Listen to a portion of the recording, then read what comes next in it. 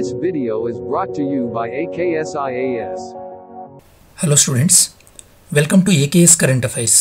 ఈ వీడియోలో మనం 25th ఏప్రిల్ 2020కి సంబంధించినటువంటి ఈనాడు డీటెయిల్ అనాలిసిస్ని డిస్కస్ చేయడం జరుగుతుంది స్టూడెంట్స్.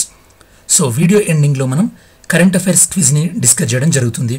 దాంతోపాటు నిన్న మనం ఏమైతే కనుక కరెంట్ అఫైర్స్ క్విజ్ డిస్కస్ చేశామో వాటి యొక్క ఆన్సర్స్ కూడా డిస్కస్ చేయడం జరుగుతుంది. సో ఈరోజు హిందూ అండ్ ఈనాడు న్యూస్ పేపర్లో కవర్ అయినటువంటి ఇంపార్టెంట్ న్యూస్ ఏందో చూద్దాం. ఫస్ట్ వన్, ప్రపంచీకరణ లబ్ధికి కరోనా గండి.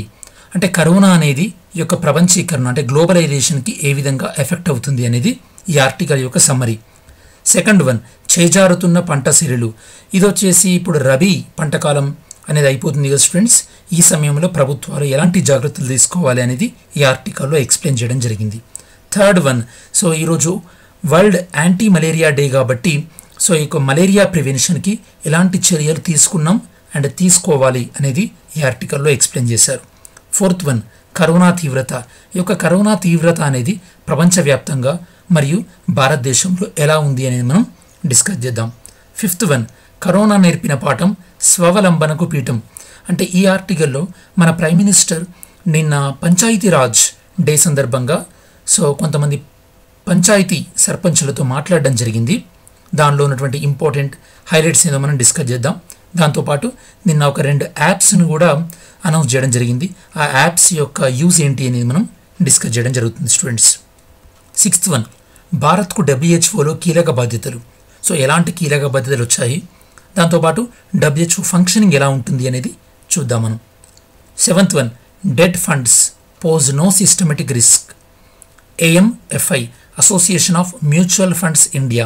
ఇందులో అసలు మ్యూచువల్ ఫండ్స్ ఎలా వర్క్ అవుతాయి, ఇప్పుడు ఇండియాలో మ్యూచువల్ ఫండ్స్ ప్రాబ్లమ్స్ ఏంది అనేది మనం డిస్కస్ చేస్తాం. దాంతోపాటు ఈ యొక్క మ్యూచువల్ ఫండ్స్ని ఎవరు కంట్రోల్ చేస్తారు, who is the regulator of mutual fund, we will discuss. Eighth one, wildlife board nod for mining in Assam elephant reserve. అస్సాంలో ఒక ఎలిఫెంట్ రిజర్వ్లో దానికి సంబంధించి అక్కడ మైనింగ్ చేయడానికి అని చెప్పేసి ఈ యొక్క వైల్డ్ లైఫ్ బోర్డు వాళ్ళు అనుమతించడం జరిగింది. అసలు వైల్డ్ లైఫ్ బోర్డులో ఎవరెవరు ఉంటారు, ఆ ఎలిఫెంట్ సో రిజర్వ్ ఏంటి అనేది మనం డిస్కస్ చేద్దాం students. So as usually first one, ప్రపంచీకరణ లబ్ధికి కరోనా గండి, వ్యవస్థల స్వరూపాన్ని మార్చనున్న వైరస్. సో ఈ ఆర్టికల్లో మనం ఏం డిస్కస్ చేద్దామంటే స్టూడెంట్స్, ఫస్ట్ అసలు గ్లోబలైజేషన్ వల్ల ఇది వరకు మనం ఏం అచీవ్ చేసాం, సో మనం అచీవ్ చేసిన దానికి ఇప్పుడు ఈ కరోనా వైరస్ అనేది ఏమైనా నెగిటివ్ ఎఫెక్ట్ చూపెట్టేటువంటి అవకాశం ఉందా లేదా అని డిస్కస్ చేస్తాం. దాని తర్వాత ఈ యొక్క కరోనా వల్ల మనం ఏవైతే కనుక గ్లోబలైజేషన్ ద్వారా అచీవ్ చేశామో అది ఏ విధంగా నెగిటివ్లోకి వెళ్ళే అవకాశం ఉంది, దాంతోపాటు అన్ఎంప్లాయ్మెంట్ ఏ విధంగా పెరిగే అవకాశం ఉంది అని డిస్కస్ చేస్తూ దాని తర్వాత అసలు ఈ కరోనా వల్ల వేటిపైన ప్రభావం పడే అవకాశం ఉంది, అంటే ఎకానమీ పైన, ఆర్థిక వ్యవస్థ పైన ఎలాంటి ప్రభావం ఉంది, అలానే సో లైఫ్ స్టైల్ మీద ఎలాంటి ప్రభావం అయ్యే అవకాశం ఉంది, దాంతోపాటు కామర్స్ అండ్ కొన్ని కంట్రీస్ ఈ యొక్క రక్షణాత్మకమైనటువంటి ఆర్థిక విధానాలు అనుసరించే అవకాశం ఉంది, అంటే దాన్ని ప్రొటెక్షనిజం పాలసీ అంటాము.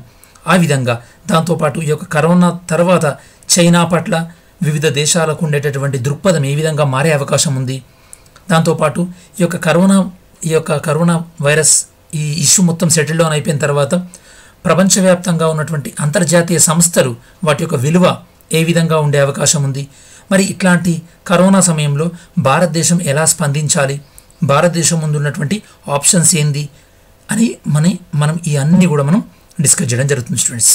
ఫస్ట్ మనం ఇంట్రడక్షన్లోకి వెళ్ళినట్టయితే కనుక సో ఇంట్రడక్షన్ డిస్కస్ చేస్తే గడిచిన 3 దశాబ్దాలు ప్రపంచీకరణ వల్ల ఎన్నో లాభాలు కలిగాయి.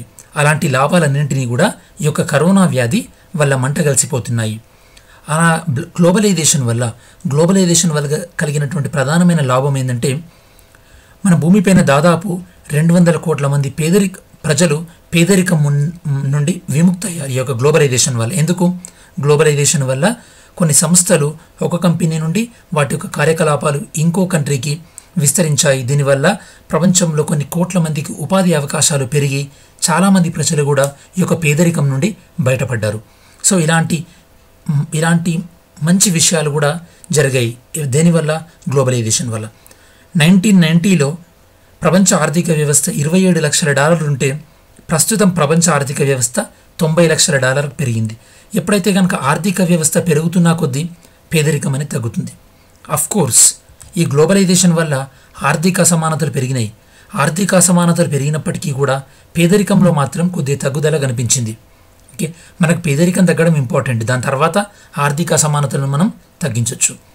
ఈ యొక్క కరోనా వైరస్ వల్ల ఇప్పుడు జరుగుతున్నటువంటి నష్టం 2008 ఆర్థిక సంక్షోభం వల్ల ఎంతైతే నష్టం కలిగిందో దానికన్నా ఎన్నో రెట్లు ఎక్కువగా ఉండొచ్చు అని వివిధ అంతర్జాతీయ సంస్థలు అంచనా వేస్తున్నాయి. అంటే 2008 ఆర్థిక సంక్షోభం వల్ల కలిగినటువంటి నష్టం కన్నా ఇప్పుడు జరుగుతున్నటువంటి నష్టం ఎక్కువగా ఉండే అవకాశం ఉంది. Even IMF, international monetary fund వాళ్ళు కూడా ఏం చెప్తున్నారంటే కరోనా వల్ల ప్రపంచ వృద్ధి రేటు అనేది -3% ఉండొచ్చు అని చెప్తున్నారు. అందులో ఖండాల వైజ్, కాంటినెంటల్ వైజ్ చూస్తే కనుక అమెరికన్ కాంటినెంట్లో గ్రోత్ అనేది రుణాత్మకమైనటువంటి వృద్ధి అంటే -5.9%, యూరోప్లో -7.5%, అలానే ఈ యొక్క లాటిన్ అమెరికా అంటే బ్రెజిల్, వెనిజులా ఇలాంటి దేశాల్లో -5.2%. ఓన్లీ పాజిటివ్ గ్రోత్ రికార్డ్ చేసేది కేవలం ఏషియా మాత్రమే. దట్టు పాజిటివ్ గ్రోత్ చేస్తున్నటువంటి Asian countries India and China. India 1.9% growth maintain చేసే అవకాశం ఉంది. చైనా 1.2% గ్రోత్ మెయింటైన్ చేసే అవకాశం ఉందని IMF చెప్తుంది. దీన్ని బట్టి మనకు అర్థం కావాల్సిన విషయం ఏంటంటే కరోనా యొక్క తీవ్రత అనేది ప్రపంచ ఆర్థిక వ్యవస్థ పైన ఎంత తీవ్రంగా ఉందో మనం అర్థం చేసుకోవచ్చు. ఇలాంటి నేపథ్యంలో అన్ఎంప్లాయ్మెంట్ గురించి మనం చూసినట్టయితే కరోనా సంక్షోభం ప్రపంచవ్యాప్తంగా 165 కోట్ల మంది శ్రామికుల యొక్క జీవన ఉపాధిపైన ప్రభావం చూపే అవకాశం ఉందని ఇంటర్నేషనల్ లేబర్ ఆర్గనైజేషన్ పేర్కొంది. అంటే 125 కోట్ల మంది జీవితాలు ప్రభావితమయ్యే అవకాశం ఉంది. మన భారతదేశంలోనే తీసుకున్నట్టయితే కనుక భారతదేశంలో పనిచేస్తున్నటువంటి అనార్గనైజ్డ్ సెక్టార్లో 40 కోట్ల మంది వాళ్ళ యొక్క కార్మికులు యొక్క జీవితాలు ఎఫెక్ట్ అయ్యి వాళ్ళు తీవ్రమైనటువంటి పేదరికంలోకి జారిపోయే అవకాశం ఉందని ఈ యొక్క ఇంటర్నేషనల్ లేబర్ ఆర్గనైజేషన్ చెప్తుంది. అనార్గనైజ్డ్ సెక్టార్ అంటే ఏ వ్యవస్థలోనైతే కనుక ఒక టర్మ్స్ అండ్ కండిషన్స్ లాంటివి ఉండవో లేకుండా ఉంటాయో దాన్ని మనం అనార్గనైజ్డ్ సెక్టార్ అంటాం. మరి ఏ వ్యవస్థలోనైతే కనుక టర్మ్స్ అండ్ కండిషన్స్ ఉంటాయో దాన్ని మనం ఆర్గనైజ్డ్ సెక్టార్ అంటాం. బెస్ట్ ఎగ్జాంపుల్ ఒక IT ఎంప్లాయీ ఆర్గనైజ్డ్ సెక్టార్, అదే ఒక కన్స్ట్రక్షన్లో ఒక భవన నిర్మాణ రంగంలో ఉన్నటువంటి కూలీ అనార్గనైజ్డ్ సెక్టార్. ఈ యొక్క కరోనా నేపథ్యంలో అనార్గనైజ్డ్ సెక్టార్లో పనిచేస్తున్నటువంటి 40 కోట్ల మంది కార్మికులు తీవ్రమైనటువంటి పేదరికంలోకి జారిపోయే అవకాశం ఉందని ఈ యొక్క ఇంటర్నేషనల్ లేబర్ ఆర్గనైజేషన్ వాళ్ళు చెప్తున్నారు. దీన్ని బట్టి మనకు అర్థం కావాల్సింది ఏంటంటే కరోనా వల్ల ఇప్పటికే వివిధ దేశాల యొక్క ఆర్థిక వ్యవస్థలు తీవ్రమైనటువంటి ఇబ్బందులను ఎదుర్కొంటున్నాయి. దాంతోపాటు 170 దేశాలకు పైగా ఆ దేశాల్లో తలసరి ఆదాయం పర్ క్యాపిటా అనేది నెగటివ్ గ్రోత్, అంటే పర్ క్యాపిటా ఇన్కమ్ తలసరి ఆదాయం అనేది గత సంవత్సరంతో పోలిస్తే పెరక్కపోగా ఈ సంవత్సరం తగ్గే అవకాశం ఉందని IMF అంచనా వేసింది. దాంతోపాటు 1930లో వచ్చినటువంటి గ్రేట్ డిప్రెషన్ మహామాంద్యం తర్వాత అంత తీవ్రమైనటువంటి ఆర్థిక మాంద్యం ఇదే అని చెప్తూ అమెరికాలో ఆల్మోస్ట్ మార్చి మధ్యలో నుండి మార్చి చివరి వరకు 1.7 కోట్ల మంది ఉద్యోగాలు కోల్పోయారు అని. అందుకోసమే మీరు అబ్జర్వ్ చేసినట్టయితే కనుక మనం లాస్ట్ కొన్ని వీడియోస్లో డిస్కస్ చేసాం స్టూడెంట్స్. ఇలా అమెరికాలో ప్రజలు చాలామంది ఉపాధి కోల్పోతున్నారు అని చెప్పేసి డొనాల్డ్ ట్రంప్ అమెరికా ప్రభుత్వం ఇచ్చేటటువంటి immigration visas, non immigration visas అంటే వలస వీసాలు, వలసేతర వీసాల యొక్క సంఖ్యను తగ్గించాలి, దాన్ని కొద్ది రోజుల మట్టుకు టెంపరీగా స్టాప్ చేయాలి అని కూడా ప్రభుత్వం నిర్ణయించుకోవడం జరిగింది. ఈ పరిస్థితులలో కేవలం భారత్, చైనా మాత్రమే ఈ యొక్క సానుకూలమైనటువంటి వృద్ధిని చూపే అవకాశం ఉందని IMF అంటుంది. మరి భారత్, చైనాకు ఇలాంటి సానుకూలత అంశాలు ఉన్నప్పుడు ఆల్రెడీ చాలా దేశాలు కూడా చైనా మీద ఒక అపనమ్మకంతో ఉన్నాయి. కాబట్టి ఈ సమయంలో భారతదేశం తనకు అందివచ్చినటువంటి అవకాశాలను జాగ్రత్తగా యూటిలైజ్ చేసుకొని మన ఆర్థిక వృద్ధిని పెంచుకోవాల్సినటువంటి అవసరం ఎంతైనా ఉంది. ఈ యొక్క కరోనా వల్ల కేవలం ఆర్థిక వ్యవస్థలే కాదు స్టూడెంట్స్, దీనివల్ల ఈ యొక్క ప్రజల యొక్క జీవన శైలి, దాంతోపాటు వ్యాపార నిర్వహణ, మానవ సంబంధాలు కూడా ఊహించని విధంగా మారిపోయే అవకాశం ఉంది. అలానే మనకి కరోనా వచ్చిన నేపథ్యంలో ప్రపంచ దేశాలన్నీ కూడా ఆరోగ్య రంగానికి ప్రాధాన్యం ఇవ్వడంతో పాటు ఆరోగ్య రంగానికి ఖర్చు చేయాల్సినటువంటి ప్రాధాన్యతను కూడా గుర్తిస్తాయి ఫ్యూచర్లో. అలానే ఈ కామర్స్ వాణిజ్యం కూడా అభివృద్ధి చెందే అవకాశం ఉంది. సో చాలా దేశాలు కూడా రక్షణాత్మకమైనటువంటి ఆర్థిక విధానాల వైపు మొగ్గు చూపవచ్చు. రక్షణాత్మకమైనటువంటి ఆర్థిక విధానాలు అంటే మీనింగ్ ఏంది అంటే వాళ్ళ దేశంలో ఉన్నటువంటి వస్తు సేవల ఉత్పత్తిని ఎంకరేజ్ చేయడం, వేరే దేశంలో నుంచి వచ్చేటటువంటి వస్తువుల మీద ఎక్కువగా ట్యాక్స్లు వేయడం. మనం చూసాం అమెరికాకి చైనాకి మధ్య ఎలాంటి వాణిజ్య యుద్ధం జరిగిందో. సో తమ దేశంలో ఉన్నటువంటి వస్తు సేవలు తయారు చేస్తున్న కంపెనీలకు ప్రత్యేకమైనటువంటి అడ్వాంటేజ్ ఇవ్వడాన్ని ప్రొటెక్షనిజం అంటారు. సో ఈ విధంగా అభివృద్ధి చెందుతున్నటువంటి దేశాల నుండి కొన్ని కోట్ల పెట్టుబడులు తరలిపోయే అవకాశం ఉందని వివిధ అంతర్జాతీయ సంస్థలు అంచనా వేస్తున్నాయి. ఎగ్జాంపుల్ మనం తీసుకున్నట్టయితే కనుక చైనాలో తాము నెలకొల్పినటువంటి తయారీ పరిశ్రమలను స్వదేశానికి తీసుకెళ్లడమో లేదా వేరే డెవలపింగ్ కంట్రీస్కి తీసుకెళ్లాలని ఆల్రెడీ జపాన్ ఇప్పటికే ప్రణాళికను సిద్ధం చేసుకుంది. ఇంకా కరోనా వల్ల మనం చూసేటటువంటి మార్పులు ఏ విధంగా ఉండబోతున్నాయి అంటే చైనా విద్యార్థులపైన కానీ, చైనా శాస్త్రవేత్తలపైన కానీ, చైనా వ్యాపారవేత్తలపైన కానీ అపనమ్మకం లేదా వ్యతిరేకత మొదలయ్యే అవకాశం ఉంది. ఆల్రెడీ అలాంటి వ్యతిరేకత స్టార్ట్ కూడా అయ్యింది. ఐక్యరాజ్య సమితి సహా ప్రపంచ ఆరోగ్య సంస్థ వంటి అంతర్జాతీయ వ్యవస్థల యొక్క ప్రాధాన్యం మరింత తగ్గిపోవచ్చు. ఎందుకంటే మనం చూస్తున్నాం కరోనా తీవ్రతను అరికట్టడంలో ప్రపంచ ఆరోగ్య సంస్థ కూడా ఒక విధంగా విఫలమైందని మనం డిస్కస్ చేయడం జరిగింది. మరి ఇలాంటి విపత్కర పరిస్థితుల్లో భారతదేశం యొక్క స్పందన ఏ విధంగా ఉండాలి? చైనా మీద ఒకవైపు అపనమ్మకం ఏర్పడుతున్నటువంటి ఈ దశలో మనం భారత్లో తయారీ అనే కార్యక్రమాన్ని ప్రోత్సహిస్తూ, అంటే మనం విదేశాలపైన ఆధారపడకుండా మనం భారతదేశంలోనే తయారీని ప్రోత్సహిస్తూ ఇంకోవైపు వేరే దేశాల నుండి పెట్టుబడులను ఆకర్షించే విధంగా మన యొక్క ఆర్థిక వ్యవస్థను మనం చేంజ్ చేయాల్సినటువంటి అవసరం ఎంతైనా ఉంది. మరి భారత్లో తయారీ మేక్ ఇన్ ఇండియా గురించి మనం గతంలో డిస్కస్ చేశాం. ఈ మేక్ ఇన్ ఇండియాను ఎప్పుడు స్టార్ట్ చేయడం జరిగింది స్టూడెంట్స్? సెప్టెంబర్ 25, 2014. ఈ మేక్ ఇన్ ఇండియా యొక్క ప్రధానమైనటువంటి లక్ష్యం ఏంది? ప్రధానమైన లక్ష్యం ఏంటంటే మన భారతదేశంలో తయారీ రంగం అంటే మ్యానుఫ్యాక్చరింగ్ సెక్టార్. మీరు ఎప్పుడైనా గుర్తుపెట్టుకోండి, ఎకానమీ ఆర్థిక వ్యవస్థలో 3 ప్రధాన రంగాలు ఉంటాయి స్టూడెంట్స్. నెంబర్ 1 ప్రైమరీ సెక్టార్, దీన్ని మనం అగ్రికల్చర్ సెక్టార్ అని కూడా అంటారు. నెంబర్ 2 సెకండరీ సెక్టార్, దీన్ని మనం మ్యానుఫ్యాక్చరింగ్ సెక్టార్ అని కూడా అంటారు. థర్డ్ వన్ టెరిషరీ సెక్టార్, దీన్ని మనం సర్వీస్ సెక్టార్ అని కూడా అంటారు. మేక్ ఇన్ ఇండియా యొక్క ప్రధానమైన లక్ష్యం ఏంటంటే ఈ యొక్క సెకండరీ సెక్టార్ తయారీ రంగం ఏదైతే ఉందో దాని వాటాను మొత్తం జీడిపిలో ఎంత శాతానికి తీసుకురావాలి? 25% తీసుకురావాలి. అలా తీసుకురావడం ద్వారా మనం కొత్తగా 10 కోట్ల మందికి ఉపాధి అవకాశాలు కల్పించవచ్చు. ఎప్పటిలోపు? 2022 లోపు 10 కోట్ల మందికి ఉపాధి అవకాశాలు కల్పించవచ్చు. ఇది మేక్ ఇన్ ఇండియా యొక్క ప్రధానమైనటువంటి లక్ష్యం. మనం మేక్ ఇన్ ఇండియాతో పాటు అంటే మన భారతదేశానికి కావాల్సినవి మన భారతదేశంలో తయారు చేయడంతో పాటు మన భారతదేశంలో వివిధ వస్తువులను అసెంబుల్ చేయడం అంటే ఒక 4-5 ప్రొడక్ట్స్ని ఒక దగ్గరగా పెట్టి ఒక వస్తువును తయారు చేయడాన్ని అసెంబుల్ అంటారు.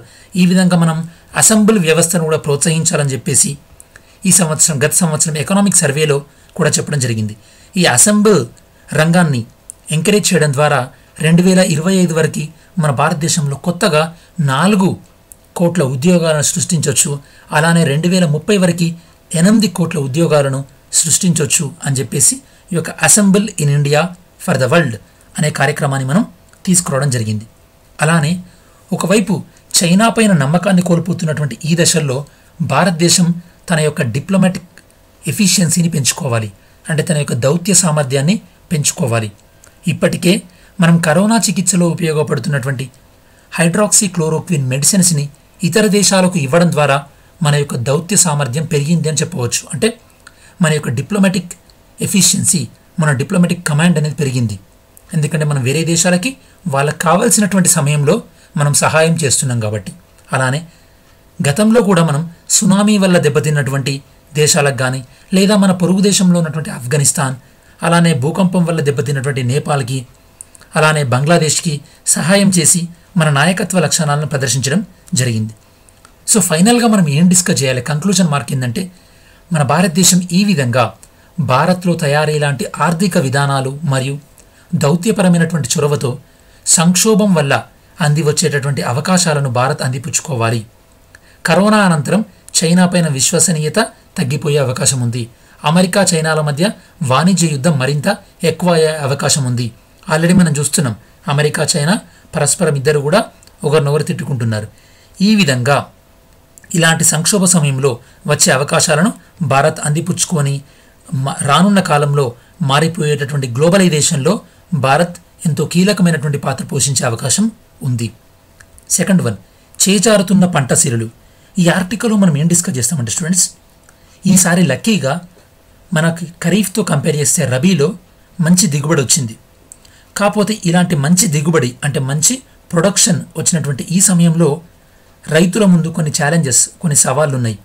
ఆ సవాళ్లను అధిగమిస్తూ ప్రభుత్వం ఎలాంటి జాగ్రత్తలు తీసుకోవాలి అనేది మనం ఈ ఆర్టికల్లో డిస్కస్ చేద్దాం స్టూడెంట్స్. సో చేజారుతున్న పంట సిరులు. ఈసారి ఖరీఫ్తో పోలిస్తే రబీ దిగుబడులు ఎక్కువగా రావడం జరిగింది. అసలు మీకు ఖరీఫ్ అంటే ఏంది, రబీ అంటే ఏందో అర్థం కావాలంటే ఈ డయాగ్రామ్ చూడొచ్చు. ఖరీఫ్ అంటే జూన్ నుండి సెప్టెంబర్లో వేసే పంటల్ని ఖరీఫ్ పంటలు అంటారు. అక్టోబర్ నుండి మార్చిలో వేసే పంటలను రబీ పంటలు అంటారు. అలానే ఏప్రిల్ నుండి జూన్లో వేసే పంటలను జైద్ పంటలు అంటారు. ఓకే, సో ఇప్పుడు మనం ఖరీఫ్ పంటల యొక్క హార్వెస్టింగ్ సీజన్ అంటే పంటల కోతల కాలంలో ఉన్నాం. మీరు చాలామంది లాక్డౌన్ కారణంగా ఇంట్లోనే ఉన్నారు. సో మీకు తెలిసి ఉండాలి స్టూడెంట్స్, ఇప్పుడు పంటల కోత కార్యక్రమం జరుగుతుంది.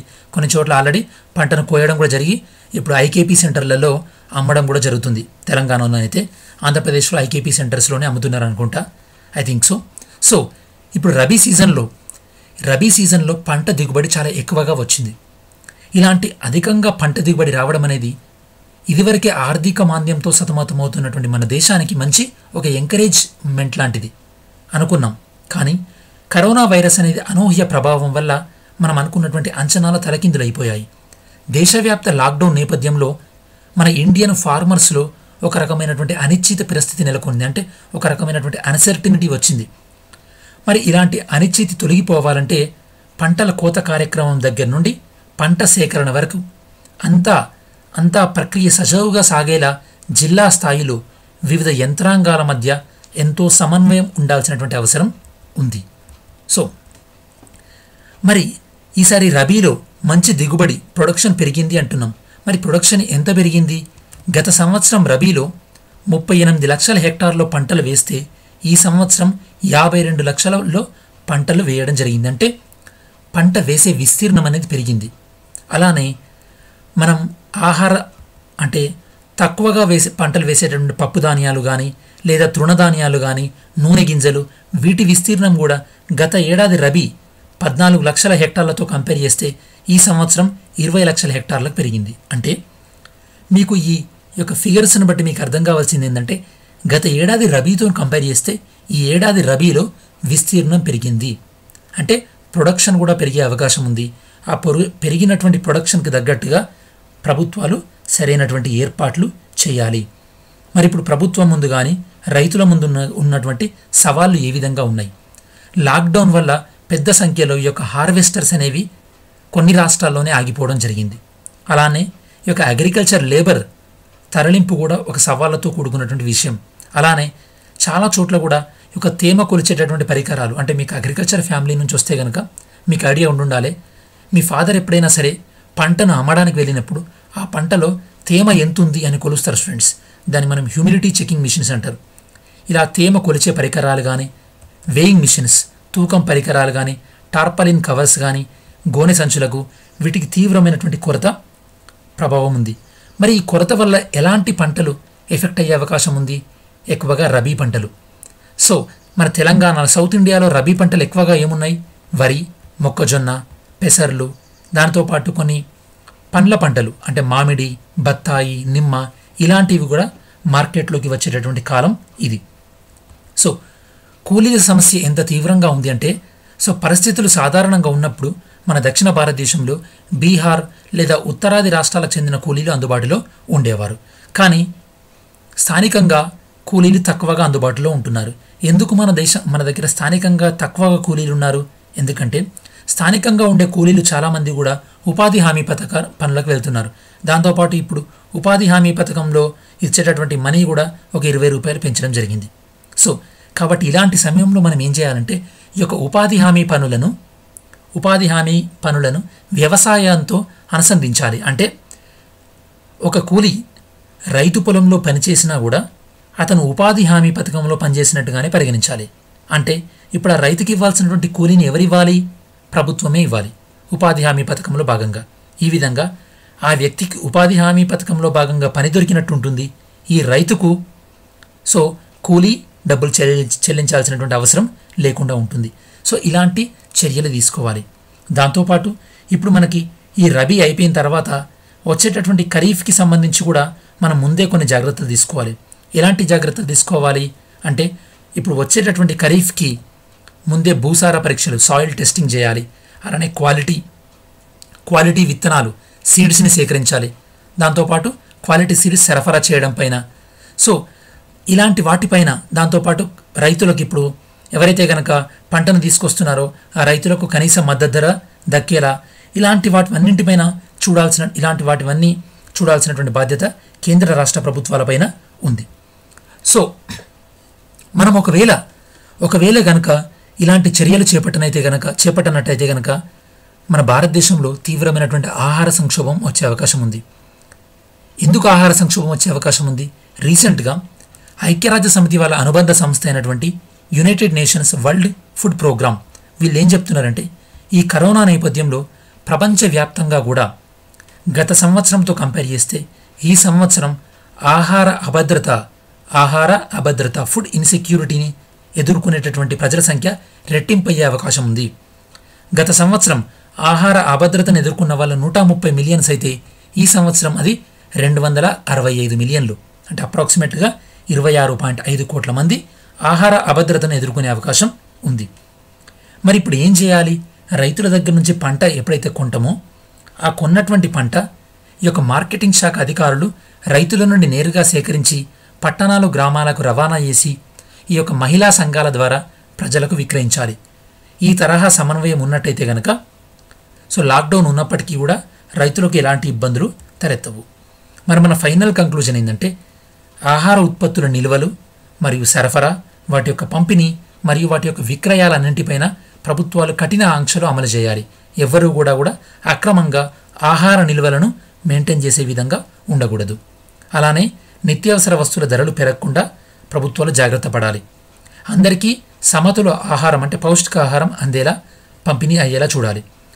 సో ఎందుకంటే ఆల్రెడీ ఇప్పుడు మనం ఈ వీడియోలో డిస్కస్ చేస్తున్నాం, ప్రపంచవ్యాప్తంగా ఆర్థిక మాంద్యం ఉన్నటువంటి ఈ సమయంలో ప్రజలు ఆహార మాంద్యం, ఆరోగ్య మాంద్యం ఎదుర్కోకుండా చూడాలి. అంటే ప్రజలకు సరైనటువంటి ఆహార భద్రత, ఆరోగ్య భద్రత కల్పించాల్సిన బాధ్యత ప్రభుత్వాల మీద ఎంతైనా ఉంది. నెక్స్ట్ వన్, కోవిడ్ మాటున మరో మాయావి. ఇప్పుడు మనం కరోనా వైరస్ని ఎదుర్కోవడానికి ఎంత తీవ్ర ప్రయత్నాలు చేస్తున్నామో అలానే ప్రపంచవ్యాప్తంగా ఇప్పుడు మలేరియా వ్యాధి తీవ్రతరమయ్యే అవకాశం ఎక్కువగా ఉంది. కాబట్టి ఈ యొక్క మలేరియా వ్యాప్తిని అరికట్టడంలో కూడా ప్రభుత్వాలన్నీ చాలా యాక్టివ్గా ఉండాలి. ఎందుకంటే ఇప్పుడు రానున్నది వర్షాకాలం కాబట్టి. సో మనం అసలు ఈ మలేరియా వ్యాధి గురించి డిస్కస్ చేసే ముందు అసలు మలేరియా వ్యాధి ఏ జీవి వల్ల వస్తుంది? మస్కిటోస్, దోమల వల్ల వస్తుంది. ఈ యొక్క దోమ మలేరియా ప్రోటోజోవా, మలేరియా వ్యాధికారిక జీవులను కలిగి ఉన్నటువంటి దోమ ఎప్పుడైతే కనుక మనిషిని ఈ యొక్క దోమ ఇన్ఫెక్షన్ బైట్ అనేది వస్తుందో, అంటే దోమ కుట్టినప్పుడు ఈ యొక్క మలేరియా కలుగజేసేటటువంటి ప్రోటోజోవాస్ ఇవి ఎందులో ఉంటాయంటే లివర్లోకి వెళ్తాయి. లివర్లో ఒక దశ అయిపోయిన తర్వాత లివర్లో నుండి ఆర్బీసీలోకి వెళ్ళి, అంటే ఎర్ర రక్త కణాలు, ఆ ఎర్ర రక్త కణాలు అనేవి ఎరప్ట్ అయిపోతాయి, అంటే సో విచ్ఛిన్నం అయిపోతాయి. దానివల్ల ఈ యొక్క మనిషి చనిపోయే అవకాశం ఉంటుంది. కాబట్టి మీరు డయాగ్రామ్లో చూస్తున్నట్టు ఫీమేల్ ఎనాఫిలస్ మస్కిటో, ఈ యొక్క మస్కిటో బైట్ వల్ల సెకండ్ స్టేజ్లో ఏమవుతుంది? ఈ యొక్క ప్రోటోజోవా లివర్లోకి వెళ్ళిపోతుంది. లివర్లో వీటి యొక్క సంఖ్య పెరుగుతుంది. పెరిగిన తర్వాత ఇవి ఆర్బీసీలోకి వెళ్ళి ఈ ఆర్బీసీని విచ్ఛిన్నం చేస్తాయి. విచ్ఛిన్నం చేసి రక్తంలోకి వెళ్ళడం జరుగుతుంది. మళ్ళీ రక్తంలో ఉన్నటువంటి ప్రోటోజోవా ఈ యొక్క వ్యక్తిని దోమ కుట్టినప్పుడు సో దోమ రక్తంలోకి వెళ్ళి మళ్ళీ దోమ వేరే వ్యక్తిని కుట్టినప్పుడు మళ్ళీ ఆ వ్యక్తి రక్తంలోకి వెళ్తాయి. ఈ విధంగా ఒక వ్యక్తి నుండి ఇంకో వ్యక్తికి ఈ యొక్క మలేరియా అనేది వ్యాపిస్తుంటుంది. సో మీరు అర్థం చేసుకోవాల్సింది, మలేరియాలో మన హ్యూమన్ బాడీలో ఎఫెక్ట్ అయ్యేది లివర్, దాంతోపాటు ఆర్బీసీ, ఎర్ర రక్త కణాలు. మలేరియాలో కొన్ని రకాలైనటువంటి స్టేజెస్, సైకిల్స్ ఉంటాయి. అందులో ఏంటంటే మస్కిటో స్టేజ్, అంటే మలేరియా మస్కిటోలో ఏ విధంగా డెవలప్ అవుతుంది, దాంతోపాటు హ్యూమన్ లివర్, మనిషి లివర్లో కాలేయంలో ఏ విధంగా డెవలప్ అవుతుంది, దాంతోపాటు మనిషి బ్లడ్ అంటే ఎర్ర రక్త కణాల్లో ఏ విధంగా డెవలప్ అవుతుంది. ఈ 3 స్టేజెస్. ఎప్పుడైతే కనుక మలేరియా వ్యాధికారక జీవి మన హ్యూమన్ బాడీలో లివర్లో ఉన్నన్ని రోజులు మనకు మలేరియా వచ్చినట్టు తెలియదు. ఎప్పుడైతే కనుక అవి లివర్లో నుంచి రిలీజ్ అయిపోయి బ్లడ్లోకి వెళ్తాయో, అంటే ఆర్బీసీలోకి వెళ్తాయో, అప్పుడు మలేరియా వ్యాధి లక్షణాలు అనేవి కనిపిస్తుంటాయి. ఇది మలేరియాకు సంబంధించినటువంటి బేసిక్ ఇన్ఫర్మేషన్ స్టూడెంట్స్. సో ప్రపంచంలో ఆల్మోస్ట్ ఆల్ 3.2 బిలియన్ అంటే ఆల్మోస్ట్ ఆల్ 300 కోట్ల మంది, half of the population malaria వల్ల ప్రమాదాన్ని ఎదుర్కొంటున్నారు. ఒకప్పుడు చూసినట్టయితే కనుక 2001తో కంపేర్ చేస్తే 2018 వరకు ఆల్మోస్ట్ ఆల్ మలేరియా వల్ల చనిపోయేటటువంటి వ్యక్తుల సంఖ్యను మనం సగానికి తగ్గించగలిగినాం. ఇది మంచి ఒక గొప్ప విజయం అని చెప్పాలి. కాకపోతే ఇంకా మనం దీన్ని ముందుకు తీసుకెళ్లాల్సినటువంటి అవసరం ఎంతైనా ఉంది. మలేరియా వ్యాధి అనేది కంటాజియస్ డిసీజ్, అంటే ఇది ఒక అంటువ్యాధి. This is caused by plasmodium parasite. Plasmodium జాతికి చెందిన ప్లాస్మోడియం వ్యాధి జీవి వల్ల ఈ యొక్క వ్యాధి వస్తుంది. ప్లాస్మోడియం అనేది ప్రోటోజోవా తరగతి చెందింది స్టూడెంట్స్. సో ఈ డిసీజ్ని ట్రాన్స్మిట్ చేసేటటువంటి దోమలు ఏంటంటే ఏడిస్ ఈజిప్టి జాతికి చెందినటువంటి దోమలు, ఫీమేల్ ఎనాఫిలస్ అనేవి ఈ యొక్క మస్కిటోకి, ఈ యొక్క వైరస్కి వెక్టార్ లాగా పనిచేస్తాయి. వెక్టార్ అంటే ఈ యొక్క ఏ జీవి అయితే కనుక వ్యాధికారక సూక్ష్మజీవులను ఒక వ్యక్తి నుండి ఇంకో వ్యక్తికి వ్యాప్తి చెందిస్తాయో దాన్ని మనం వెక్టార్ అంటాం. ఫర్ ఎగ్జాంపుల్ ఇప్పుడు మనం కరోనా విషయంలో గబ్బిలాలు, బ్యాట్స్ అనేవి వెక్టార్స్ లాగా పనిచేస్తున్నాం అంటున్నాం కదా, అలా. సో ఈ యొక్క మలేరియా విషయానికి వస్తే మలేరియాని 2030 వరకల్లా భారతదేశంలో కంప్లీట్గా నిర్మూలించాలని చెప్పేసి Indian Council of Medical Research వాళ్ళు ఒక ప్రోగ్రామ్ని టేకప్ చేయడం జరిగింది. దాని పేరే malaria elimination research alliance, MERA, malaria elimination research alliance. So రీసెంట్గా World Health Organization Algeria and అర్జెంటీనాను అఫీషియల్గా మలేరియా ఫ్రీ కంట్రీస్గా డిక్లేర్ చేయడం జరిగింది. ఏ దేశంలోనైనా సరే వరుసగా 3 సంవత్సరాల పాటు మలేరియా వ్యాధి అక్కడ రికార్డు కానట్టయితే ఆ దేశాన్ని మలేరియా ఫ్రీ కంట్రీ అని అంటారు. WHO గణాంకాల ప్రకారం ప్రపంచవ్యాప్తంగా ఇప్పుడు 38 దేశాలు మలేరియా ఫ్రీ దేశాలుగా ఉన్నాయి స్టూడెంట్స్. అలానే ప్రపంచంలో మొట్టమొదటిసారిగా మలేరియా వ్యాధిని తట్టుకోవడానికి మలేరియా వ్యాక్సిన్ని మనం ప్రయోగాత్మకంగా పరిశీలిస్తున్నాం. దీని యొక్క ట్రేడ్ నేమ్ ఏంటంటే మాస్కిరిక్స్. దీన్ని గ్లాక్సో కంపెనీ వాళ్ళు డెవలప్ చేయడం జరిగింది. దీన్ని ప్రయోగాత్మకంగా ఎక్కడ పరీక్షించామంటే మలావి. లాస్ట్ ఇయర్ ఈ యొక్క ప్రపంచ మలేరియా దినం రోజు 2019లో ఈ యొక్క మలావి అనే దేశంలో, ఆఫ్రికాలో దీన్ని ప్రయోగాత్మకంగా పరిశీలించడం జరిగింది. సో దీన్ని ఎవరికి ఇస్తారంటే 2 సంవత్సరాల కన్నా తక్కువ ఉన్నటువంటి చిల్డ్రన్కి ఇది ఇమ్యూనైజేషన్ టీకా ప్రోగ్రాంలో భాగంగా దీన్ని ఇవ్వడం జరుగుతుంది. సో మలావిలో పరీక్షించిన తర్వాత దీన్ని ఘనా, కెన్యా దేశాల్లో కూడా దీన్ని పరీక్షించడం జరుగుతుంది. సో ప్రస్తుతం అనేది ప్రపంచ దృష్టి కరోనా వ్యాధిపైనే కేంద్రీకృతం కావడం వల్ల మలేరియా పైన పోరాటం కొద్దిగా తగ్గింది అని చెప్పవచ్చు. ప్రపంచంలో ఏటా మలేరియా తీవ్రంగా ఉండేటటువంటి 20 దేశాల్లో మన భారతదేశం కూడా ఒకటి. అంటే దీన్ని బట్టి మీకు అర్థం కావాల్సింది ఏంటంటే మనం ఒకవైపు కరోనా తీవ్రతను కట్టడి చేస్తూనే మలేరియాని కూడా దీన్ని మనం నియంత్రించాల్సినటువంటి అవసరం ఎంతైనా ఉంది. మలేరియా ఎక్కువగా ఉన్నటువంటి దేశాలు ఆఫ్రికా ఖండంలో ఎక్కువగా సహారా ఎడారి దిగువన ఉన్నాయి. దీన్ని మనం సబ్ సహారా అంటారు. సో ఇది మనం సహారా డిజర్ట్ తీసుకుంటే కనుక ఏ దేశాలైతే కనుక సహారా ఎడారికి దిగువన ఉన్నాయో వాటిని మనం సబ్ సహారా అంటాం. సో మనం ఆల్రెడీ ఇంతకుముందు డిస్కస్ చేసినట్టు ఏ దేశం స్టూడెంట్స్? మలావి. ఈ మలావి అనే దేశంలో ఈ యొక్క మలేరియా వ్యాక్సిన్ని ప్రయోగాత్మకంగా మనం టెస్ట్ చేస్తున్నాం. ప్రపంచ ఆరోగ్య సంస్థ ఆధ్వర్యంలో, అంటే వరల్డ్ హెల్త్ ఆర్గనైజేషన్ ఆధ్వర్యంలో అంతర్జాతీయ సమాజం ఈ యొక్క మలేరియా పైన పోరాటం వల్ల 2010 నుండి 2018 వరకు ఈ యొక్క మలేరియా మరణాలు 5,85,000 నుండి 4 లక్షలకు తగ్గాయి. అయినప్పటికీ మలేరియా వల్ల ఇప్పటికీ కూడా ప్రపంచంలో ప్రతిరోజు కూడా 1,100 మంది చనిపోతున్నారు. అంటే మలేరియా తీవ్రత ఏ విధంగా ఉందో మనం అర్థం చేసుకోవచ్చు. 2000 సంవత్సరం నుండి ఫ్రమ్ ద ఇయర్ 2000 ఆన్వర్డ్స్ ఈ యొక్క మలేరియా పీడిత ఆఫ్రికా దేశాలకు వివిధ దేశాలు 200 కోట్లకు పైగా రుణాలు, అలానే గ్రాంట్స్ అందజేయడం జరిగింది. మరి ఇప్పుడు ఉన్నటువంటి సవాళ్ళు ఏంటంటే చాలా దేశాలు కూడా వాళ్ళ దేశాల్లోనే ఈ యొక్క కరోనా ఎక్కువగా ఉండడం వల్ల ఏ దేశం ఆ దేశంలో బిజీ ఉంది కరోనాను కంట్రోల్ చేయడంలో. అలాంటి సందర్భంలో ఆఫ్రికా దేశాలకి ఈ యొక్క మలేరియాని కంట్రోల్ చేయడానికి వచ్చేటటువంటి ఫండ్స్ ఆగిపోయినాయి. దానివల్ల ఏంటంటే ఈ యొక్క ఆఫ్రికా దేశాల్లో మలేరియా ఎక్కువయ్యే అవకాశం ఉంది. ఆల్రెడీ కరోనానే కొద్దిగా వ్యాపిస్తుంది ఆఫ్రికాలో.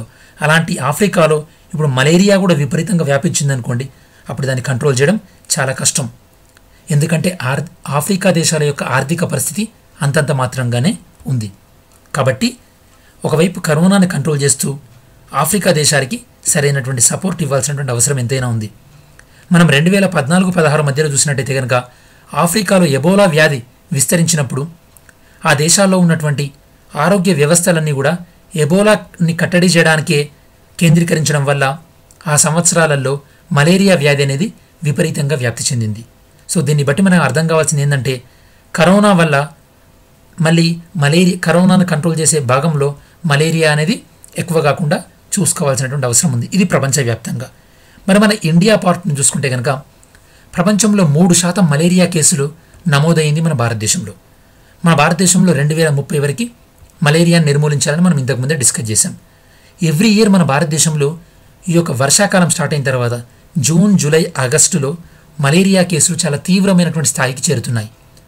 వీటిని నిరోధించడానికి మార్చి, ఏప్రిల్ నెలల నుండే ఆరోగ్య కార్యకర్తలు ఈ యొక్క దోమల నివారణ మందులు స్ప్రే చేయడం, అలానే ఫాగింగ్ మిషన్తో ఫాగింగ్ చేయడం, మలేరియా నిరోధంపై అవగాహన పెంచడం లాంటి కార్యక్రమాలు చేపడుతున్నారు. కానీ ఈ సంవత్సరం మన దేశం యొక్క ఆరోగ్య యంత్రాంగం అంతా కూడా కరోనా వ్యాప్తిని అరికట్టడంలో నిమగ్నమై ఉన్నారు. జాతీయ రాష్ట్ర అంటే ఇలాంటి సమయంలో మరి ఏం చేయాలి? మన ముందున్నటువంటి పరిష్కారాలు ఏంటంటే జాతీయ రాష్ట్ర స్థాయిలతో పాటు నగరాలు, గ్రామాల స్థాయిల్లో కూడా ఈ యొక్క మలేరియా నివారణ కార్యక్రమాలు నిర్వహించాలి. అలానే గ్రామాల్లోని కేసులకు గ్రామాల్లోనే చికిత్స అందే విధంగా మనం వసతులు ఏర్పాటు చేయాలి. దానివల్ల నగరాల్లోని ఆసుపత్రులపై ఒత్తిడి తగ్గుతుంది. ఎందుకంటే ఆల్రెడీ టౌన్స్లలో ఉన్నటువంటి ఆసుపత్రులపైన కరోనా వల్ల వచ్చేటటువంటి కేసుల యొక్క ఒత్తిడి ఎక్కువగా ఉంది. ఈ యొక్క కరోనా వల్ల మలేరియా నిరోధానికి నిధుల కేటాయింపు తగ్గకుండా చూసుకోవాలి. అంటే ఒకవైపు కరోనాకి నిధులు కేటాయిస్తూనే మరోవైపు ఈ యొక్క మలేరియాకి నిధులు తగ్గకుండా చూసుకోవాలి. ప్రస్తుతం మలేరియా చికిత్సకు వాడేటటువంటి హైడ్రాక్సీక్లోరోక్వినోన్ మందును కరోనా చికిత్సకు మనం మళ్లించడం వల్ల ఫ్యూచర్లో ఈ యొక్క మలేరియా రోగులకు హైడ్రాక్సీక్లోరోక్విన్ కొరత రాకుండా ముందే మనం జాగ్రత్త పడాలి. అలానే సరికొత్త మలేరియా మందులు, వ్యాక్సిన్ల కోసం పరిశోధనలను వేగవంతం చేయాలి. ఇందుకు కావాల్సిన నిధులను ప్రపంచ దేశాలన్నీ కూడా సమిష్టిగా సమకూర్చుకోవాలి. ఫైనల్ కంక్లూజన్ రిమార్క్స్ ఏంటంటే స్టూడెంట్స్, ప్రపంచవ్యాప్తంగా విస్తరించినటువంటి కరోనా నేపథ్యంలో మలేరియాపై పోరును ఏమాత్రం అలక్ష్యం చేయకుండా ఉండాలి. అలానే ఆర్థిక భారంతో ఉన్నటువంటి మలేరియా వల్ల ఎక్కువగా ప్రభావితం అవుతున్నటువంటి ఆఫ్రికా దేశాలను ఆదుకోవాల్సినటువంటి అవసరం ఎంతైనా ఉంది. WHO హెడ్ టెడ్రోస్ అథనామ్ WHOని ఎస్టాబ్లిష్ చేసింది 7th April 1948. Next article, corona తీవ్రత ప్రపంచవ్యాప్తంగా మన భారతదేశ వ్యాప్తంగా ఏ విధంగా ఉంది?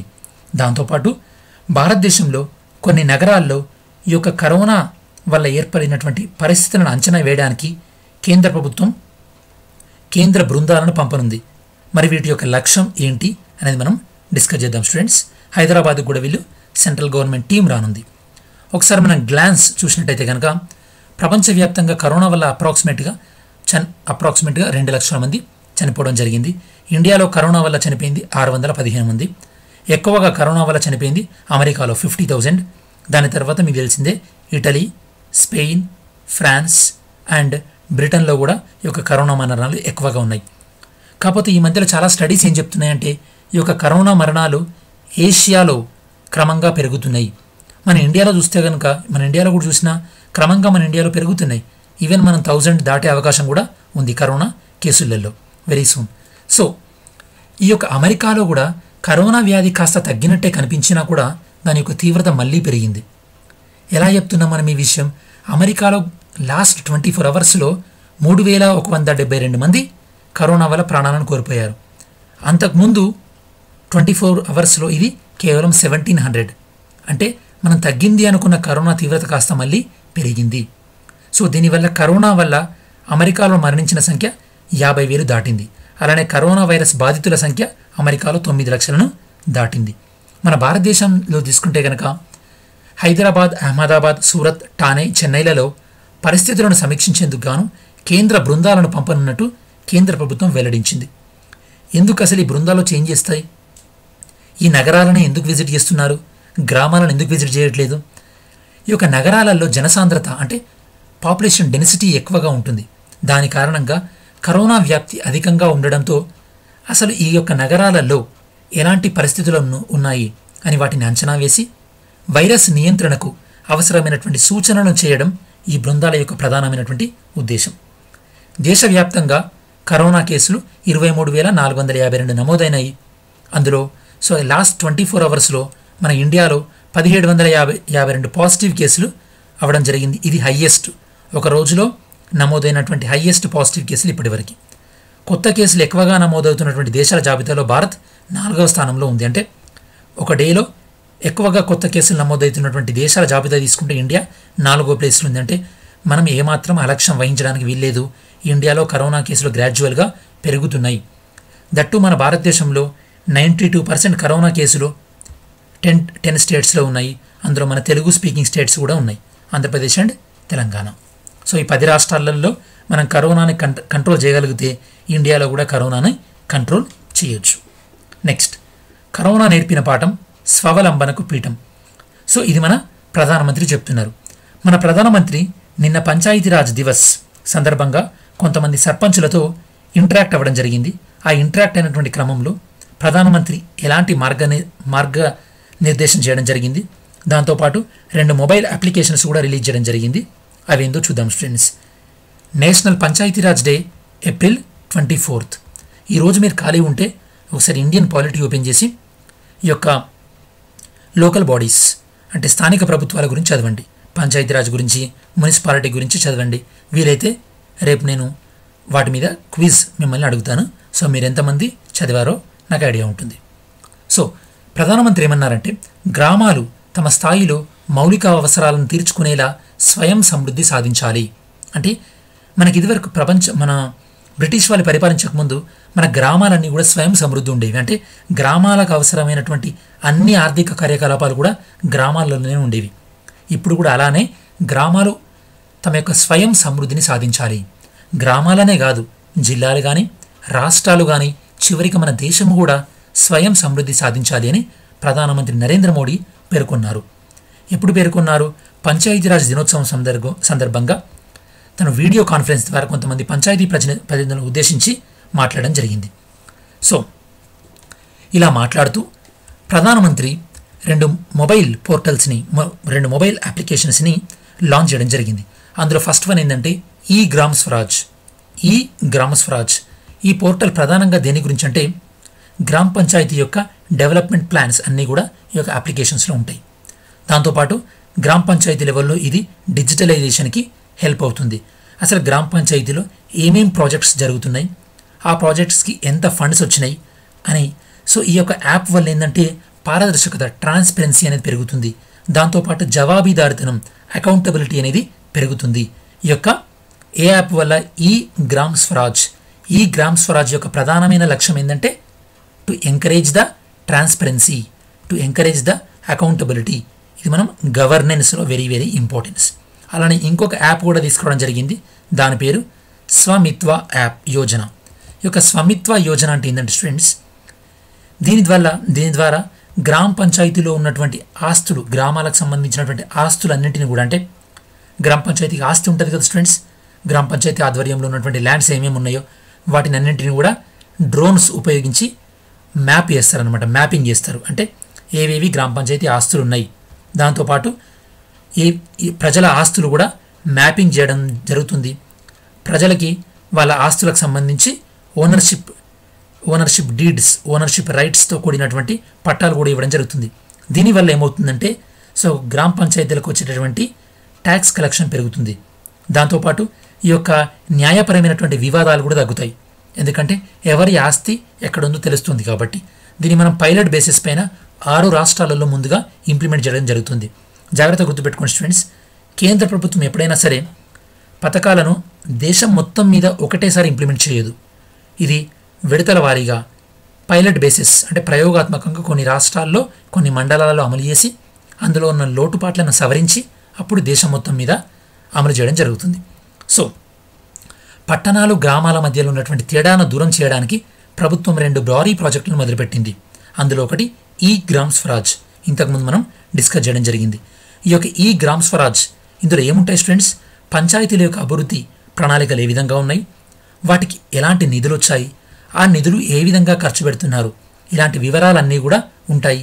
దీనివల్ల నేను మీకు ఇంతకుముందు చెప్పినట్టు పారదర్శకత పెరుగుతుంది, దాంతోపాటు జవాబుదారీతనం కూడా పెరుగుతుంది. Next Swamitva app. ఈ యోజన, ఈ పథకం ద్వారా దేశంలో అన్ని గ్రామాల యొక్క ఆస్తులను డ్రోన్ ఉపయోగించి సర్వే చేపట్టి మ్యాపింగ్ చేయడం జరుగుతుంది. దాంతోపాటు గ్రామ పంచాయతీలో ఉన్నటువంటి ప్రజలకి వారి వారి ఆస్తులకు సంబంధించినటువంటి యాజమాన్య హక్కులను కూడా ఇవ్వడం జరుగుతుంది. ఎప్పుడైతే సరే ప్రజలకు యాజమాన్య హక్కులు వస్తాయో అప్పుడు వాళ్ళ బ్యాంకుల నుండి సులభంగా రుణాలు తీసుకోవచ్చు. దాంతోపాటు న్యాయపరమైనటువంటి వివాదాలు కూడా తగ్గే అవకాశం ఉంటుంది స్టూడెంట్స్. మరి ఈ పథకాన్ని ప్రయోగాత్మకంగా ఉత్తరప్రదేశ్, మహారాష్ట్ర, కర్ణాటక, హర్యానా, మధ్యప్రదేశ్, ఉత్తరాఖండ్ రాష్ట్రాల్లో మొదలుపెట్టనున్నారు. నెక్స్ట్ వన్, భారత్కు డబ్ల్యూహెచ్ఓలో కీలక బాధ్యతలు. సో ఆ కీలక బాధ్యతలు ఏందో చూద్దాం స్టూడెంట్స్. ఇవి డిస్కస్ చేసే కన్నా ముందు అసలు డబ్ల్యూహెచ్ఓ యొక్క ఫంక్షనింగ్, డబ్ల్యూహెచ్ఓ యొక్క పనితీరు ఏ విధంగా జరుగుతుంది. డబ్ల్యూహెచ్ఓ ఉన్నటువంటి సభ్య దేశాలన్నీ కూడా 6 ప్రధానమైనటువంటి రీజియన్స్గా డివైడ్ చేయడం జరిగింది. 6 ప్రధానమైనటువంటి రీజియన్స్ అవి ఏంటంటే America region, European region, Africa region, east Mediterranean అంటే మధ్యధరా సముద్రానికి తూర్పున ఉన్నటువంటిది, south east Asia, western Pacific అంటే ఈ 6 రీజియన్స్, 6 ప్రాంతాలుగా డబ్ల్యూహెచ్ఓ ఉన్నటువంటి దేశాలన్నీ కూడా వర్గీకరించబడ్డాయి. డబ్ల్యూహెచ్ఓకి సహాయం చేసేటటువంటి స్టాఫ్ను డబ్ల్యూహెచ్ఓ సెక్రటేరియట్లో ఉంటారు. డబ్ల్యూహెచ్ఓకి సంబంధించినటువంటి కీలక నిర్ణయాలు తీసుకునే సమావేశాలు జరిగేది వరల్డ్ హెల్త్ అసెంబ్లీ. ఈ వరల్డ్ హెల్త్ అసెంబ్లీలో అన్ని దేశాల ప్రతినిధులు పాల్గొంటారు. వీళ్ళు డబ్ల్యూహెచ్ఓకి సంబంధించి కార్యనిర్వహణ అధికారాలు చూసుకోవడానికి అని చెప్పేసి ఒక ఎగ్జిక్యూటివ్ బోర్డుని అపాయింట్ చేయడం జరుగుతుంది. ఇప్పుడు ఆ ఎగ్జిక్యూటివ్ బోర్డులో ఇండియాకి, భారతదేశానికి స్థానం రావడం జరిగింది.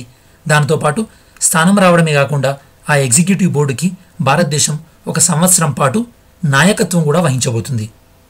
ఒకవైపు అమెరికా డబ్ల్యూహెచ్ఓని విమర్శిస్తున్నటువంటి ఈ సమయంలో ఇలా భారత్కి కీలకమైనటువంటి బాధ్యతలు రావడం అనేది చాలా ఇంట్రెస్టింగ్ థింగ్.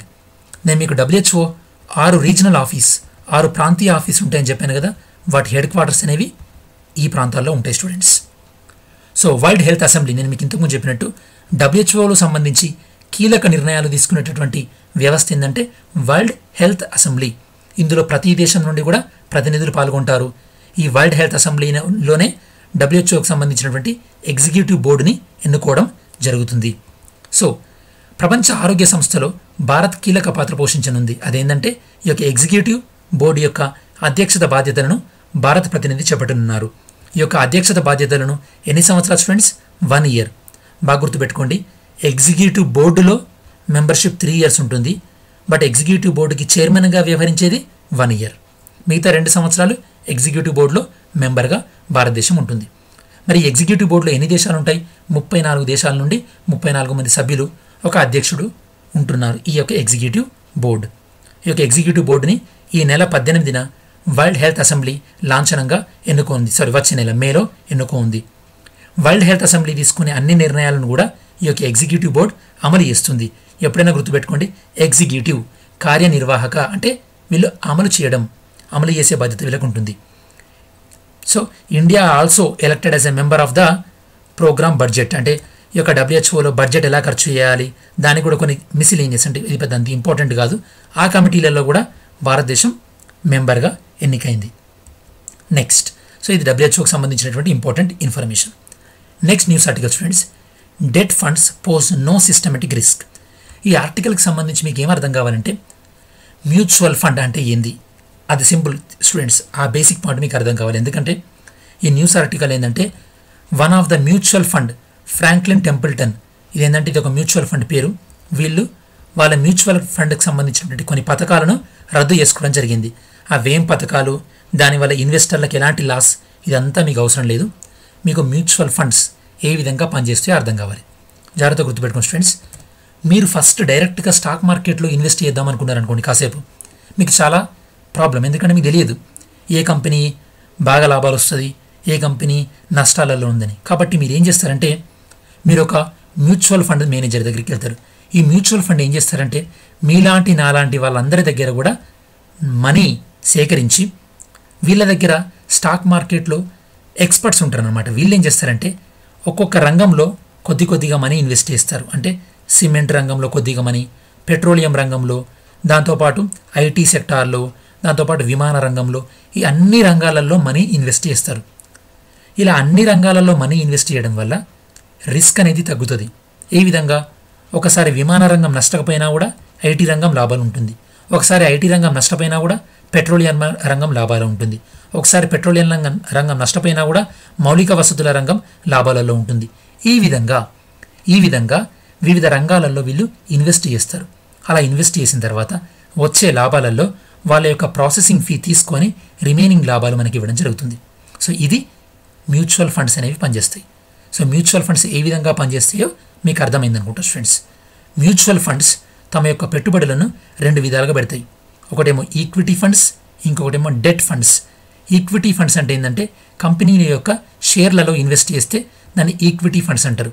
అదే కంపెనీ యొక్క బాండ్స్ని కొంటే కనుక దాన్ని మనం డెట్ ఫండ్ అంటాం. కంపెనీ యొక్క షేర్, కంపెనీ యొక్క బాండ్ రెండు వేరే వేరే స్టూడెంట్స్. కంపెనీ యొక్క షేర్ కొన్నట్టయితే మీరు కంపెనీలో ఓనర్షిప్ లభిస్తుంది. అదే కంపెనీల యొక్క బాండ్ కొన్నట్టయితే మీ కంపెనీలో ఓనర్షిప్ అనేది లభించదు. ఇదే main difference between the bond and share. Share కొన్నట్టయితే కంపెనీలో మీకు ఓనర్షిప్ లభిస్తుంది, బాండ్ కొంటే కనుక కంపెనీలో మీకు ఓనర్షిప్ లభించదు. మరి బాండ్ వల్ల అడ్వాంటేజ్ ఏంది? బాండ్ వల్ల అడ్వాంటేజ్ ఏంటంటే మీకు ఫిక్స్డ్ అమౌంట్ ఆఫ్ ఇంట్రెస్ట్ అనేది వస్తుంది. నష్ట భయం, రిస్క్ ఫియర్ అనేది తక్కువగా ఉంటుంది స్టూడెంట్స్. సో మరి మ్యూచువల్ ఫండ్స్ అంటే ఏంటంటే mutual fund collects money from investors. అంటే పెట్టుబడిదారుల నుండి ఇది మనీని సేకరించి it invest that money in the stock markets. దాని తర్వాత వచ్చినటువంటి లాభాలపైన కొద్దిగా వాళ్ళ యొక్క ప్రాసెసింగ్ ఫీ అనేది తీసుకొని మిగతాది ఈ యొక్క పెట్టుబడిదారులకి బదిలీ చేయడం జరుగుతుంది. ఇండియాలో మ్యూచువల్ ఫండ్స్ని కంట్రోల్ చేసేది ఎవరంటే SEBI, security exchange board of India. మరి ఈ మ్యూచువల్ ఫండ్స్ని మెయింటైన్ చేసే వాళ్ళని ఏమంటారంటే అసెట్ మేనేజ్మెంట్ కంపెనీ అంటారు. AMC, asset management company. ఈ అసెట్ మేనేజ్మెంట్ కంపెనీని నిర్వహించేది ఎవరు అంటే ట్రస్టీస్. ఈ పదాలు మీకు చాలా ఇంపార్టెంట్ స్టూడెంట్స్, ఎందుకంటే ఇవి రెగ్యులర్గా న్యూస్ పేపర్లో వస్తుంటాయి. So next article students, wildlife board, nod అంటే యాక్సెప్ట్ అన్నమాట. Nod for mining in Assam elephant reserve. అస్సాంలో ఉన్నటువంటి ఒక ఎలిఫెంట్ రిజర్వ్లో వీళ్ళు వైల్డ్ లైఫ్ బోర్డ్, ఈ యొక్క వైల్డ్ లైఫ్ బోర్డ్ అంటే national board for wildlife, NBWL, వీళ్ళు అనుమతి ఇవ్వడం జరిగింది. అసలు ఇది ఏ ఎలిఫెంట్ రిజర్వ్ చూద్దాం. National board for wild life has recommended coal mining in elephant reserve in Assam. అస్సాంలో ఉన్నటువంటి ఒక ఎలిఫెంట్ రిజర్వ్లో ఈ యొక్క కోల్ తీసుకోవచ్చు అని ఈ యొక్క national board for wild life వాళ్ళు అనుమతించడం జరిగింది. ఆ యొక్క ఎలిఫెంట్ రిజర్వ్ పేరు ఏంటంటే దెహింగ్ పట్కాయి అనేటటువంటి ఎలిఫెంట్ రిజర్వ్. ఇది ఏ వైల్డ్ లైఫ్ శాంక్చురీలో ఉంది అంటే దెహింగ్ పట్కాయి వైల్డ్ లైఫ్ శాంక్చురీలో ఉంది స్టూడెంట్స్. సో ఇట్లా న్యూస్లో వచ్చేటటువంటి వైల్డ్ లైఫ్ శాంక్చురీలు చాలా చాలా ఇంపార్టెంట్. దెహింగ్ పట్కాయి వైల్డ్ లైఫ్ శాంక్చురీ ఎక్కడుంది స్టూడెంట్స్? ఇది అస్సాంలో ఉంది. ఇందులో మైనింగ్ అనుమతులు ఇవ్వడం జరిగింది. ఇచ్చింది ఎవరు? National board for wildlife. మరి national board for wildlife, NBWL, దీన్ని మనం కొద్దిగా డీటెయిల్గా చదివినట్టయితే కనుక it is a statutory organisation. అంటే ఇది ఒక చట్టబద్ధ సంస్థ. ఏ చట్టం ప్రకారం దీన్ని ఏర్పాటు చేశాం? వైల్డ్ లైఫ్ ప్రొటెక్షన్ యాక్ట్, వన్యప్రాణి సంరక్షణ చట్టం 1972 ప్రకారం దీన్ని ఏర్పాటు చేసుకోవడం జరిగింది. మరి దీని యొక్క ప్రైమరీ ఫంక్షన్, దీని యొక్క ప్రాథమికమైనటువంటి విధి ఏంటంటే it promotes the conservation and development of wild life. ఇది వైల్డ్ లైఫ్ అంటే వన్యప్రాణి యొక్క సంరక్షణని ఇది ఎంకరేజ్ చేస్తుంది. It has a power to review all the wild life related matters and it approves the project in and around the national parks and sanctuaries. అంటే national parks చుట్టూ ఉన్నటువంటి ప్రాజెక్ట్స్ని review చేసి దాన్ని అనుమతించాలా లేదా అనేది డిసైడ్ చేస్తుంది. అలానే ఏదైనా ఒక నేషనల్ పార్క్ కానీ వైల్డ్ లైఫ్ శాంక్చురీ యొక్క బౌండరీస్ మార్చాలన్నా, అంటే నేషనల్ పార్క్ యొక్క పరిధి పెంచాలన్నా తగ్గించాలన్నా అది ఖచ్చితంగా ఎవరి అనుమతి తీసుకోవాలి? National board for wild life వాళ్ళ అనుమతి తీసుకోవాలి. మరి దీనికి చైర్మన్గా ఎవరు వ్యవహరిస్తారు? చైర్మన్గా ఎవరు వ్యవహరిస్తారంటే prime minister act as a chairman of national board for wildlife and minister of environment act as a vice chairman. This national board for wildlife it consists of 34 members and it also consists of one standing committee. This standing committee will approve the projects within the 10 kilometers of the wildlife sanctuary. So wildlife శాంక్చురీకి 10 కిలోమీటర్ల పరిధిలో ఉన్నటువంటి ప్రాజెక్టును approve చేసేది ఎవరంటే standing committee. ఆ standing committee ఎందులో ఉంటుంది? National board for wildlife. ఇప్పుడు అస్సాంలో ఉన్నటువంటి ఎలిఫెంట్ రిజర్వ్లో కూడా ఈ ప్రాజెక్టును అనుమతించింది ఎవరంటే స్టాండింగ్ కమిటీ వాళ్ళు అనుమతి ఇవ్వడం జరిగింది. సో ఇది ఈ యొక్క basic information students national board for wild లైఫ్కి సంబంధించి. సో దీంతో ఈరోజు మనం ఈనాడు హిందూలో వచ్చినటువంటి ఇంపార్టెంట్ ఆర్టికల్స్ అన్నీ కూడా చాలా డీటెయిల్గా కవర్ చేయడం జరిగింది. మరి నిన్నటి వీడియోలో మనం డిస్కస్ చేసిన క్విజ్ ఏందో చూద్దాం. Which one is India's first academic institute to have obtained the ICMR approval for real time PCR based diagnostics అసే? అంటే కరోనాను ఓకే సో నిర్ధారించడానికి పీసీఆర్ టెస్ట్ను చేసి ఐసీఎంఆర్ అనుమతి పొందినటువంటి మొదటి విద్యా సంస్థ ఏది అని క్వశ్చన్ అడిగారు. IIT Delhi. Who regulate the capital market in India? మన భారతదేశంలో క్యాపిటల్ మార్కెట్ మూలధన మార్కెట్ని నియంత్రించేది ఎవరు? అలానే మనీ మార్కెట్ని నియంత్రించేది ఎవరు? SEBI, RBI. Remittances included under which account of the balance of payment? Balance of payment అనేది విదేశీ చెల్లింపులు ఉంటాయి స్టూడెంట్స్. అందులో 2 అకౌంట్స్ ఉంటాయని చెప్పాను నేను మీకు, కరెంట్ అకౌంట్, క్యాపిటల్ అకౌంట్. ఇందులో మన భారతీయులు విదేశాల నుండి పంపేటటువంటి మనీ, ఆ మనీ అనేది ఏ అకౌంట్లో వస్తుంది? Answer current account. 4th one, valley of flowers national park ఏ రాష్ట్రంలో ఉంది? ఇది నిన్నటి క్వశ్చన్ అడగడం జరిగింది. Environment point of view important. So ఉత్తరాఖండ్లో ఉంది. అలానే కోల్డ్ డిజర్ట్ బయోస్పియర్ రిజర్వ్ ఏ రాష్ట్రంలో ఉంది? Himachal Pradesh. 5th one, in which state particularly vulnerable tribal groups?